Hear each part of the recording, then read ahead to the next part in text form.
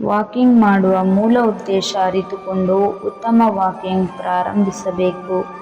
ಮುಂದೆ ನಡೆಯುತ್ತಿರುವವರನ್ನು ಹಿಂದೆ ಹಾಕಿ ನಡೆದು ಬಿಡಬೇಕೆಂಬ ಛಲ ಬೇಡ.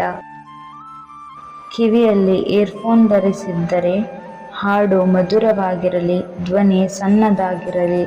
ವಾಕಿಂಗ್ ಮಾಡುವಾಗ ಹಾಡಿನ ಬಗ್ಗೆ ಹೆಚ್ಚಿನ ಗಮನ ಕೊಡದೆ ರಸ್ತೆಯ ಬಗ್ಗೆ ಹೆಚ್ಚಿನ ಗಮನ ಕೊಡುವುದು ಅವಶ್ಯಕ. ಒಬ್ಬರೇ ಬಿರುಸಾಗಿ ನಡೆಯುವುದು ಸೂಕ್ತವಲ್ಲ. ಆತ್ಮೀಯರು, ಸ್ನೇಹಿತರು ಹಾಗೂ ಕುಟುಂಬದ ಸದಸ್ಯರೊಡನೆ ನಡೆಯುವುದು ಒಳ್ಳೆಯದು. ಮಾತನಾಡುತ್ತಾ ವಾಕಿಂಗ್ ಮಾಡುವುದು ಲವಲವಿಕೆ ಮೂಡುತ್ತದೆ. 4 ರಿಂದ 6 ಹೆಜ್ಜೆಗಳಿಗೊಮ್ಮೆ ದೀರ್ಘವಾಗಿ ಉಸಿರಾಡಬೇಕು. ಉಸಿರನ್ನು ನಿಧಾನವಾಗಿ ಎಳೆದುಕೊಳ್ಳುವಾಗ ಎಷ್ಟು ಸಾಧ್ಯವೋ ಅಷ್ಟು ಸಂಪೂರ್ಣವಾಗಿ ಗಾಳಿ ಶ್ವಾಸಕೋಶಗಳನ್ನು ತುಂಬಿಕೊಳ್ಳುವಂತೆ ಗಮನಿಸಬೇಕು.